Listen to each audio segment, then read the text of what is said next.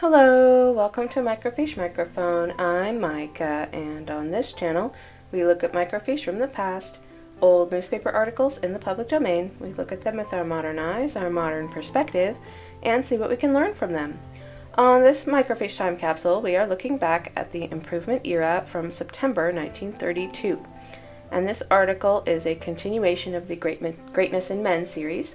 This is called Greatness in Men, Richard R. Lyman, by Bryant S. Hinckley. So Richard R. Lyman, what do I know about him? He was the son of Francis M. Lyman, and he was the grandson of Amasa M. Lyman. And just as a quick background of this parentage, his grandfather, Amasa Lyman, was an apostle, and he was eventually excommunicated for preaching false doctrine. He preached things like the atonement isn't necessary if you're leading a good life, things like that. And eventually the first presidency was like, dude, we've warned you about this. Don't say that. You're now teaching this as if it were doctrinal, and the answer is it's not. So stop it. And he wouldn't, so they eventually excommunicated him for that. That is an excommunicable offense. So just to be aware, that is kind of a big deal. You don't preach false doctrine, especially not as a member of the 12. His son, Francis M. Lyman, also became an apostle, and as far as I'm aware, he was faithful his entire life. And now we get to Richard R. Lyman. He was the son of Francis M. Lyman. And I happen to know this a little bit. At the time when this was written, he was a member of the 12. So we're not going to get into it, but he was also excommunicated. So I'm pretty sure he was excommunicated for polygamy. And he was, I believe, the last member of the Quorum of the 12 who had ever been excommunicated.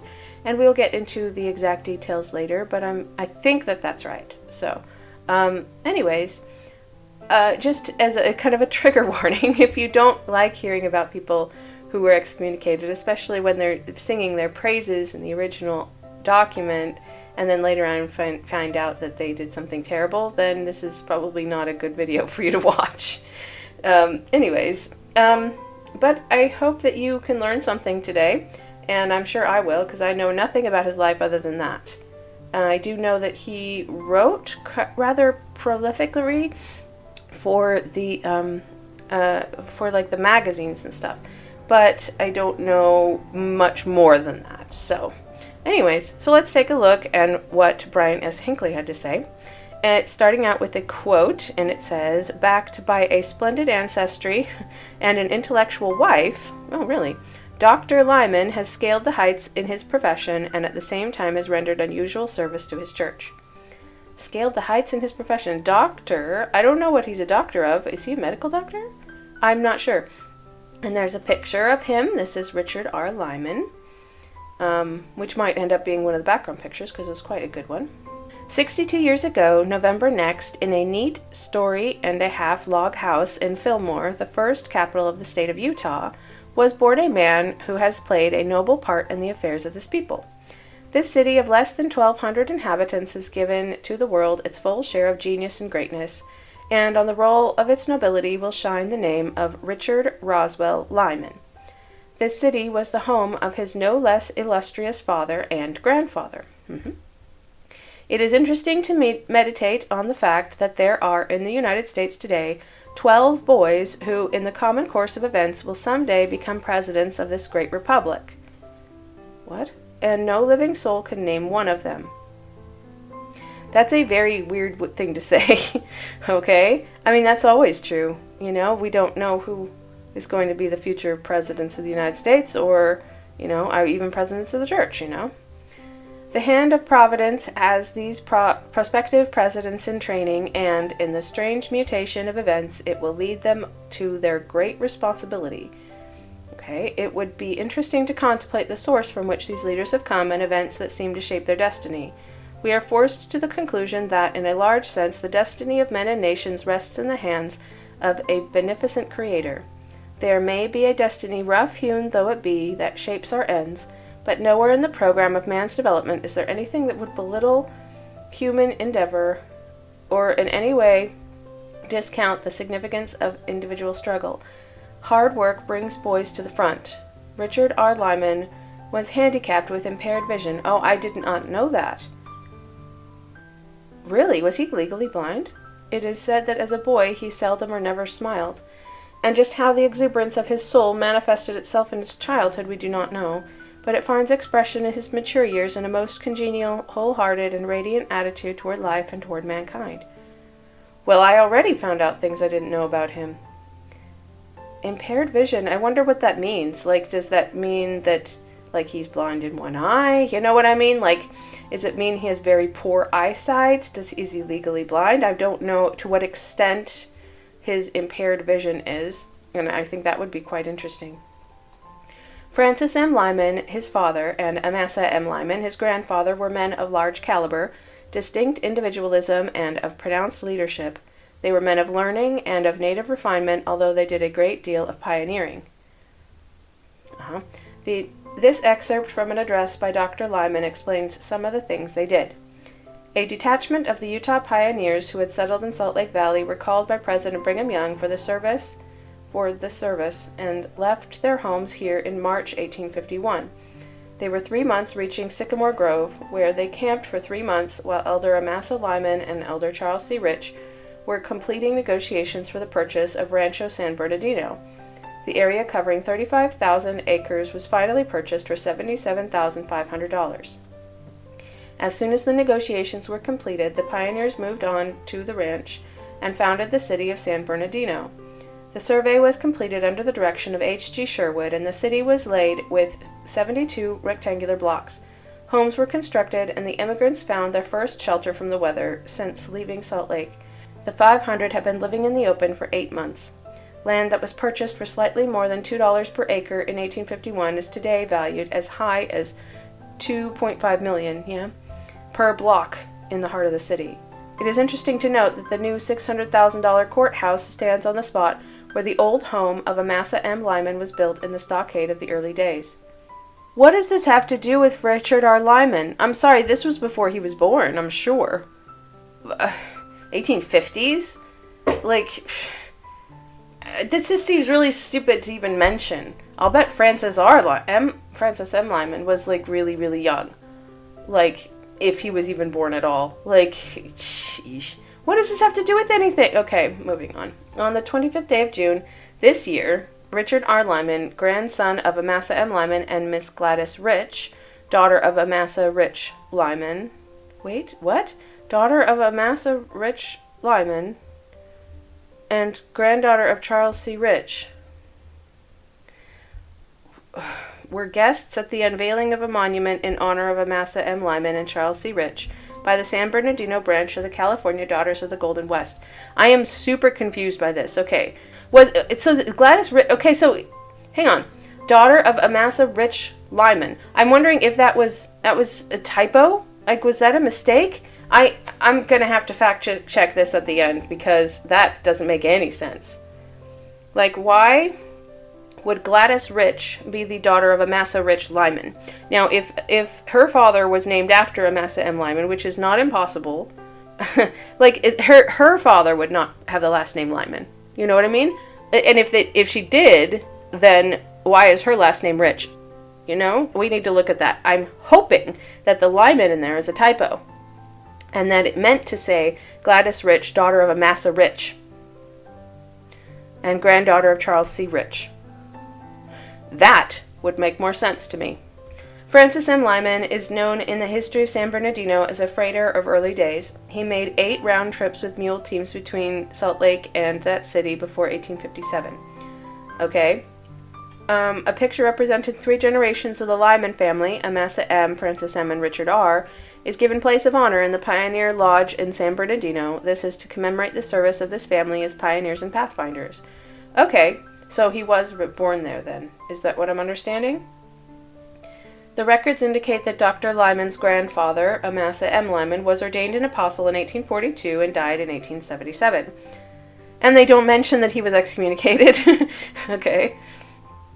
His father, Francis M. Lyman, was ordained an apostle in 1880 and died in 1916.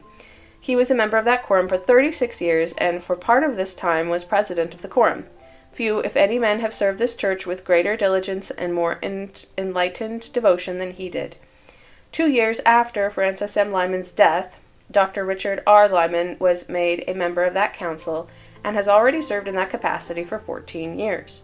3 generations of this family have been members of that quorum. His forebears on his mother's side were likewise leaders and pioneers of heroic mold, so that Richard R. Lyman comes from strong lines on both sides. His ancestors were prominent among the early pioneers and patriots of America. From his childhood, Dr. Lyman has been methodical and painstaking in everything he did.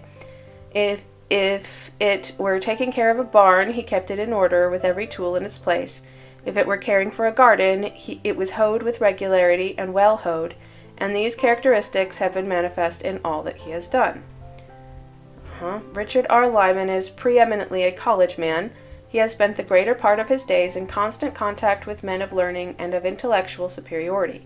He is trained and traditioned in college methods and college ideals. In all his work in education, there have been no shortcuts, no skimming. It has been well and thoroughly done. He is one of the best and most carefully trained men in this community. His measure of value is largely determined by college standards.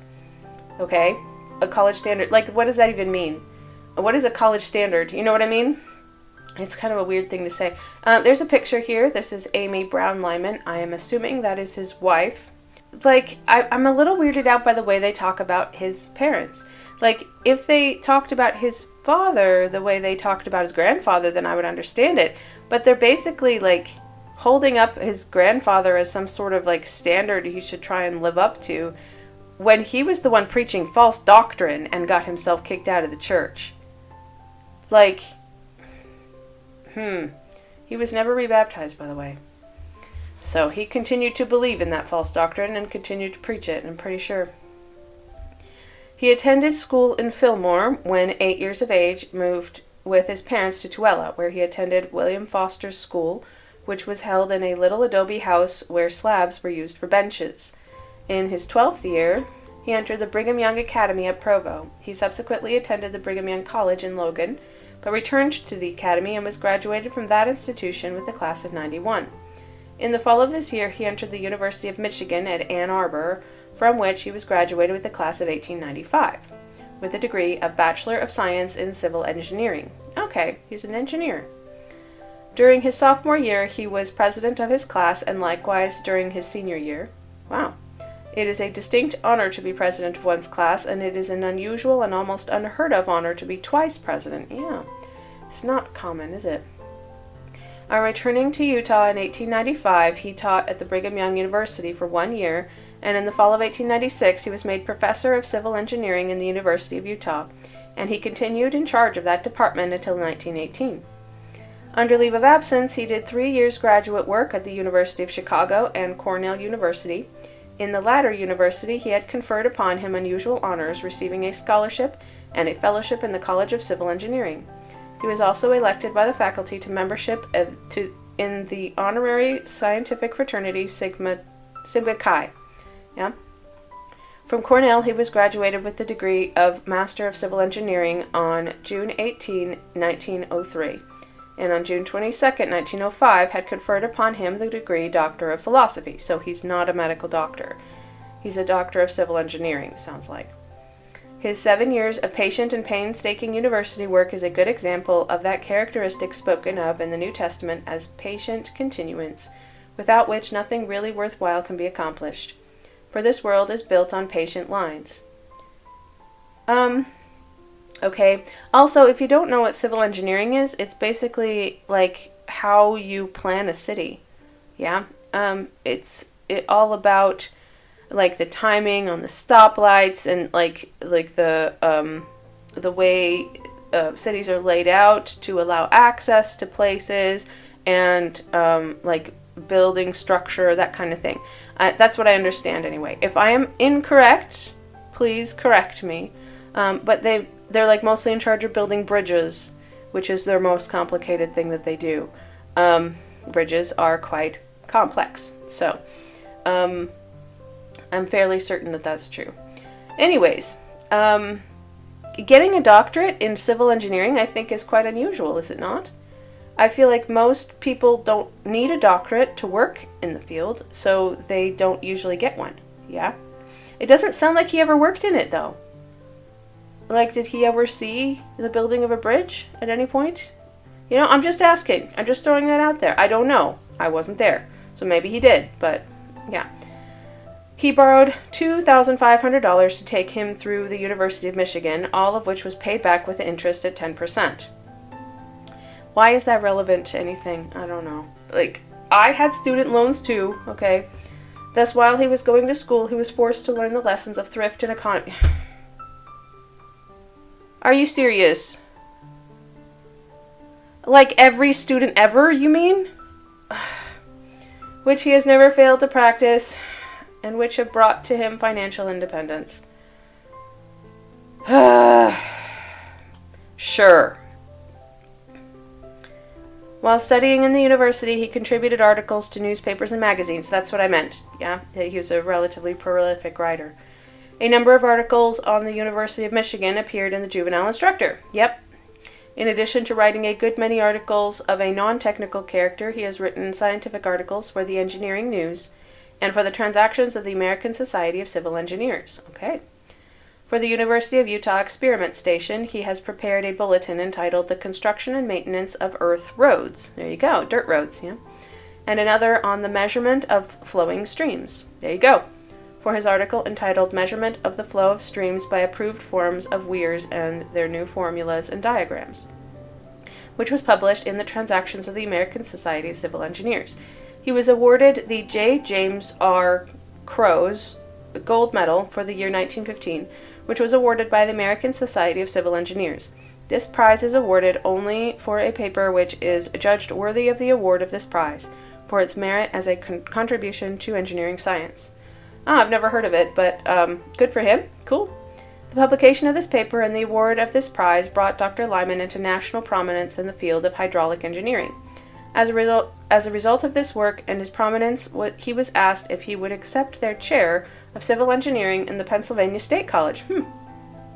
His address and other publications on patriotic, moral, and religious topics constitute by far the greatest part of his literary contributions.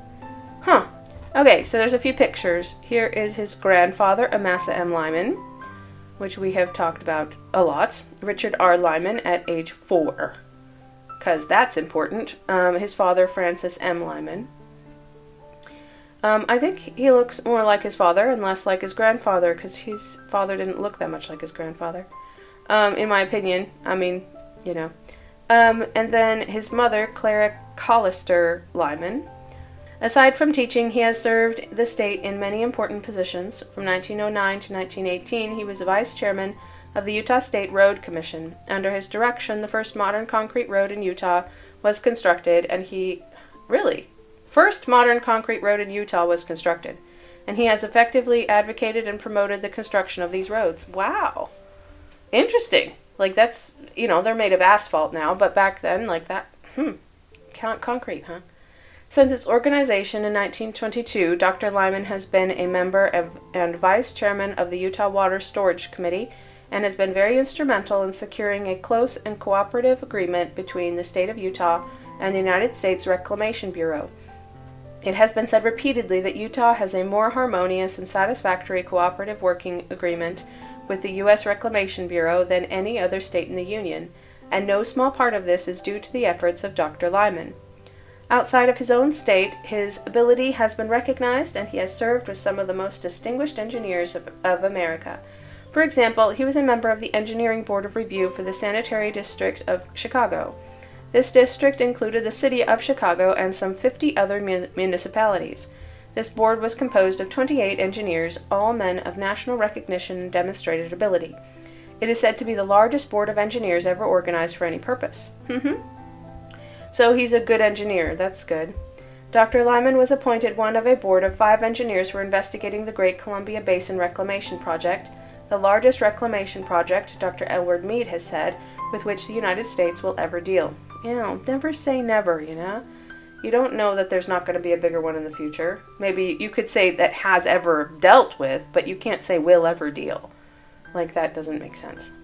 But perhaps the greatest recognition as an engineer which has yet to come to Dr. Lyman in his selection as one of the board of 3 consulting engineers for the Metropolitan Water District of Southern California. This board assisted in selecting one of the 46 proposed routes for the aqueduct, which is to carry water from the Colorado River to Southern California. In 1931, this board was increased to 5 members, and as one of these 5 consultants, Dr. Lyman has been appointed to serve during the construction of the aqueduct. It is estimated that it will require 7 years to complete this project, and a bond issue of $220 million has been authorized to pay the cost of its construction.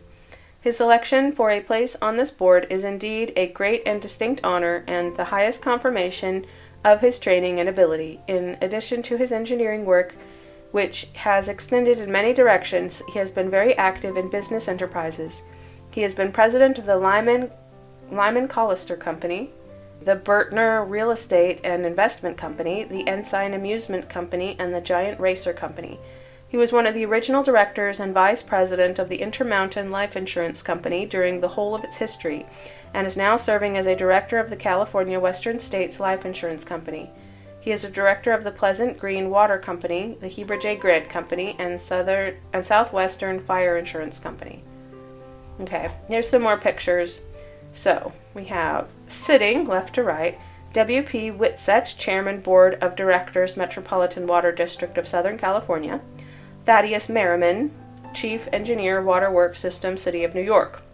Standing, left to right, Frank E. Weymouth, Chief Engineer, Metropolitan Water District. Dr. Richard R. Lyman, one of the 3 consulting engineers for the district. And A.J. Wiley, Consulting Engineer for the district. So he is in the middle standing. Yeah. I am not familiar with those people. I'm sure that's impressive, but I can't really speak to it. Here's another picture as president of the class of 1895, University of Michigan. This was the first year cap and gowns were worn by that university. Really? I didn't know that either. Huh. Alright, Dr. Richard R. Lyman has achieved success as an educator, an engineer, a businessman, and a churchman, but there is no place where he is seen to better advantage than in his home. Though he has achieved splendidly in many fields, his noblest achievement was winning and wedding the delightful little woman who has walked by his side for 36 years and who has been the pride and inspiration of his life. On September 9, 1896, he married Amy Brown of Pleasant Grove. This was a day of major significance to him in a consideration of the factors of his success. The part that she has played must be given an important place, and nothing would please him more than to give her this recognition. So we include a tribute to Mrs. Lyman. By her lifelong friend, classmate, and companion, Alice Reynolds, who is a gifted writer and an educator of recognized ability.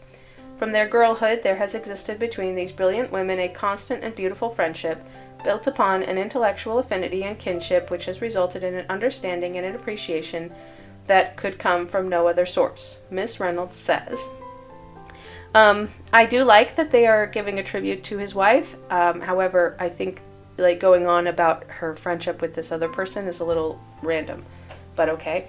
Amy Brown Lyman, wife of Dr. Richard R. Lyman, was unusual as a girl and as unusual as a woman. The beauty of her hair and the exceptional loveliness of her brown eyes typified the unusualness of her intellectual and spiritual qualities. So the way she looks means that is typical of the way she is. Is that what you're trying to say? So what about people where that's not the case? Does that make her more worth than others? I don't like that emphasis on how pretty she is, especially in the sexist time when most people felt like that was the only value women had. So I don't like this at all. She was the most popular young person I've ever known, another thing that's not important, yeah? Back of all of her joyousness in life and its unfolding was the character developed in her pioneer home. Industry has always been in the air she breathes. Whatever she did, she sought to do well. She succeeded. Her inheritance is rich. From her forebears on her mother's side comes a thirst for knowledge and disposition to be exact. From her father comes much of her emotional power and winsomeness. The blending of these strains has produced a woman of unusual balance. Okay? To me, there is nothing about her more truly admirable than her balance. As a girl, her beauty and animation played over her keen mind to the delight of all who knew her.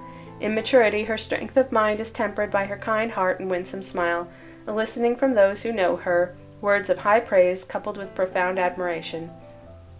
In her, intellect, emotion, and spirituality are so finely blended that she is a challenge to womanhood everywhere.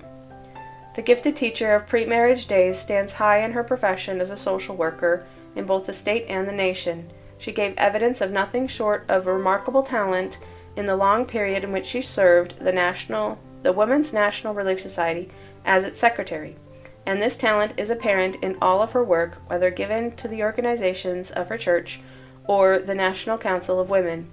A woman of fine judgment, both Republican and Democratic governors have been pleased to place her frequently on important committees.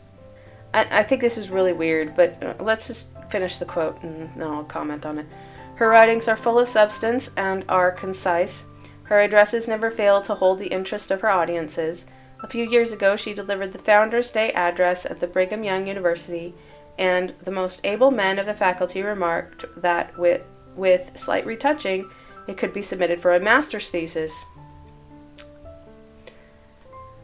She is a modern woman, a statement which implied that she believes in developing all of her powers and placing them where they can best serve her modern world. She stands at the side of her husband in all his endeavors. Side by side, their names are written in Who's Who. Side by side, they serve. He on important engineering commissions and she on important welfare committees. I have stated that industry is part and parcel of her nature, yet the thing most offensive to her, I believe, would be unprogressive. Unprogressive? Much of her industry is effort to keep abreast of the times where she has deep-seated and particular interests.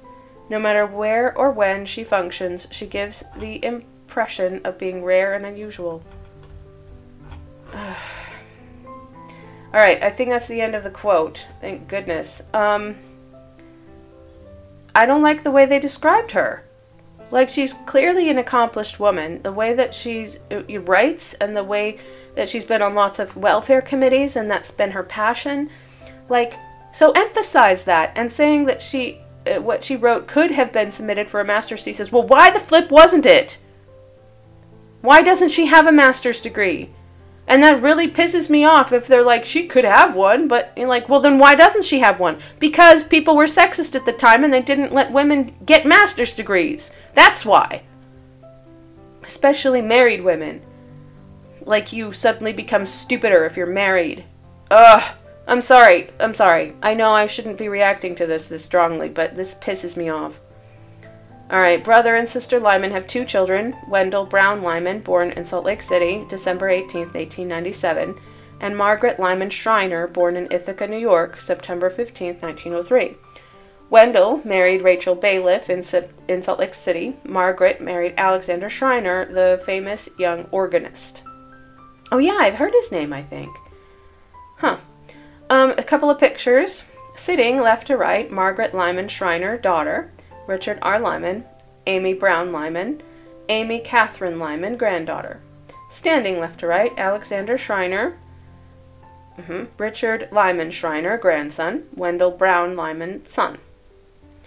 Okay, so that's his daughter. Okay, so that's him and his wife. His daughter on the left, with her husband standing and their 2 children. And then, no, they only have 1 child, the small one in the arms. And then their son, and then his daughter, but his wife is not in the picture? Is that what? I don't know why. Why wouldn't his wife be there as part of the family? And then, I don't know. I just think that's a little bit strange that the son's wife was not there. Also, is it just me, or is the son look older than the father in this picture? Very strange. It's very strange. Anyways, moving on. Here's another picture. Miss Gladys Rich, daughter of Amasa Lyman Rich. Oh, that would make more sense if his name were Amasa Lyman Rich and not Amasa Rich Lyman, now wouldn't it? Former president of Bear Lake Steak and granddaughter of Charles C. Rich. Richard R. Lyman, grandson of Amasa M. Lyman. I need to look this up. Gladys Rich. Like, I don't understand their relationship. Yeah. Bronze tablet and monument dedicated June 25th, 1932 in honor of Amasa M. Lyman and Charles C. Rich, who was 100 Mormon families laid out on the city and county of San Bernardino in 1851. The monument is located at the Courthouse Square in San Bernardino, the same area occupied by the stockade, which was constructed for protecting these early Mormon settlers from the Indians. Richard R. Lyman and Gladys Rich were guests of honor at the unveiling, and the address of the occasion was delivered by Richard R. Lyman. The monument was erected by the chapter of the Daughters of the Golden West of California, which has its headquarters in San Bernardino. Who cares? Okay, moving on. Gosh, I don't understand why they're harping on this, that's all. Like, San Bernardino, like, he didn't have anything to do with it. It's not about him, it's about his grandfather. You know? I don't know, it seems weird. For more than 20 years, Dr. Lyman taught in the State University. Teaching has been a profession and a hobby with him. He is enthusiastic and positive in his manner of presentation and is, in all respects, a popular and successful teacher, and is never happier than when helping one to do things in a new and better way. Any great moral issue will receive his active and enthusiastic support. He is a man of hobbies: prohibition, law enforcement, non-use of tobacco, the numbering of houses in cities so that a traveler can find any address without a map, or other continued on page 677. I hate it when it stops in the middle of a word like that. Assistance. There we go. Are his present hobbies. A man's hobby indicates his taste and reveals his character.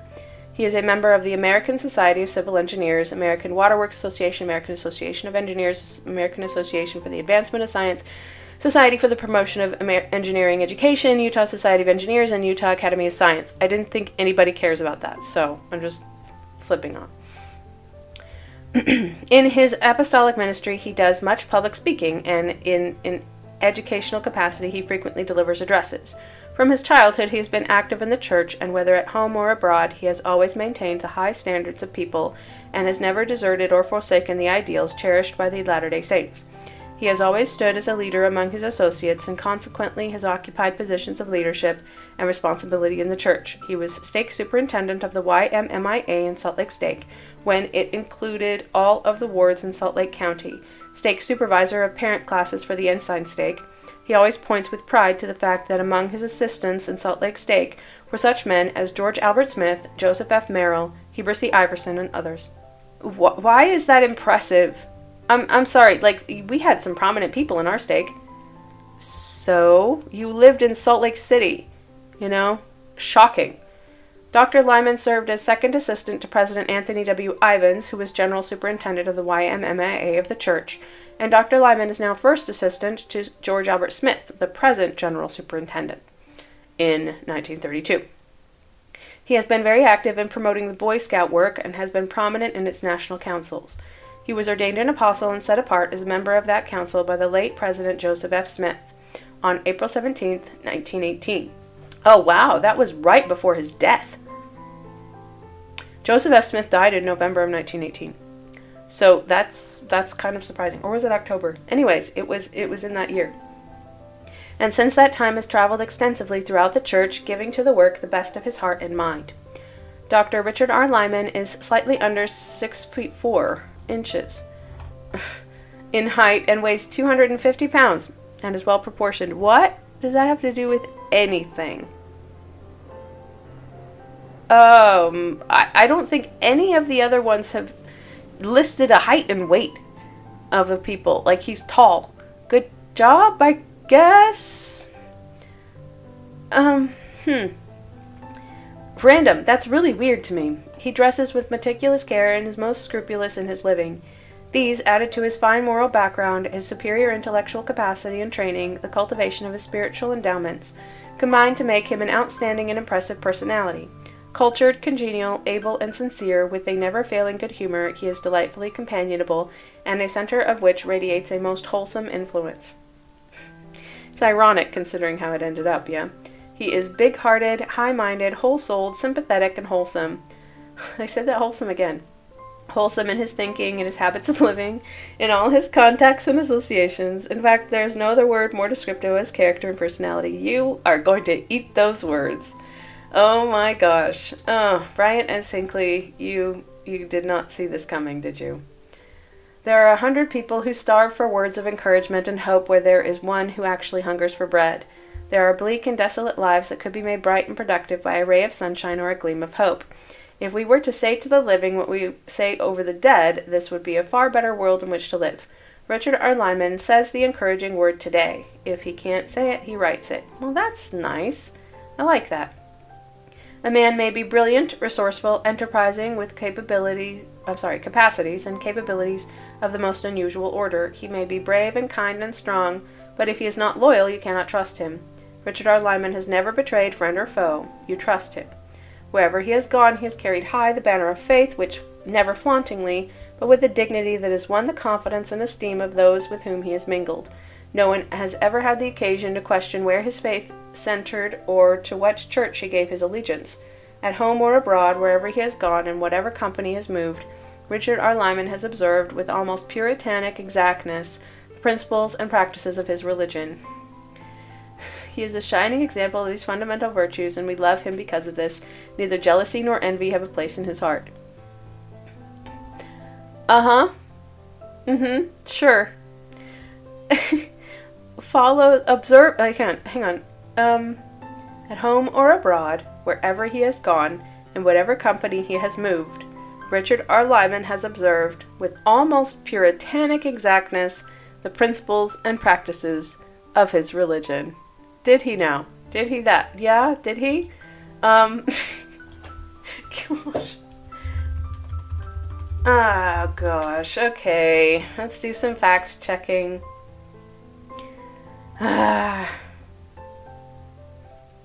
It's just one of those really ironic moments. So this shouldn't be too long. No, it's not too long. It's just like, wait, what? What? What? You know? Like, you just don't see it coming. You don't see it coming.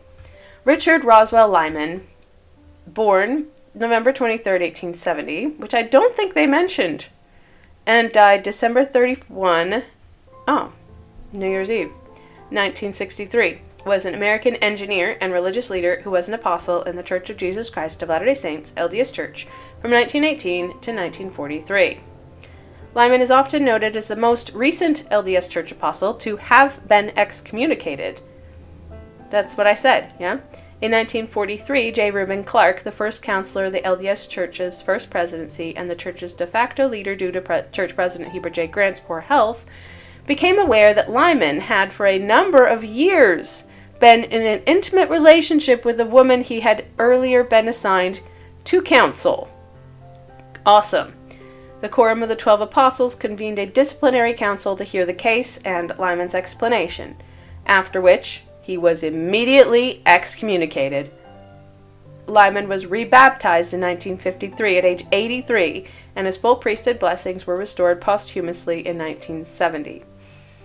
Well, I mean, you have to admire the fact that he did do the work to become rebaptized, but I'm wondering, it feels more like circumstantial at this point, so we'll see.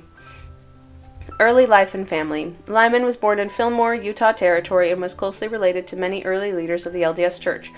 His father, Francis M. Lyman, was the son of Amasa M. Lyman, both of whom served as LDS Church apostles. Yeah. His mother was Clara Caroline Callister, whose grandfather was John Smith, church founder Joseph Smith's uncle, and a church presiding patriarch. Clara's mother was Caroline Smith Callister, the only sister of Apostle George A. Smith, really, who served with Brigham Young as a counselor in church's first presidency. Yeah, Lyman was ordained an elder of the LDS Church on August 29, 1891 by Joseph F. Smith. So he was distantly related to Joseph F. Smith, yeah?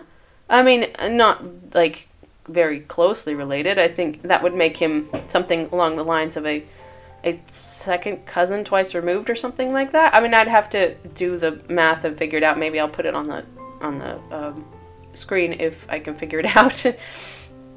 But, yeah, they were distantly related. Interesting. Education and marriage. Lyman graduated from high school at Brigham Young Academy in Provo, Utah in 1991 with a normal certificate. taught at Brigham Young College in Logan, Utah, and later studied at the University of Michigan, graduating with a BS degree in 1895. He later pursued graduate studies in civil engineering, earning an MA from the University of Chicago in 1903 and a PhD from Cornell University in 1905, which we already learned, yeah?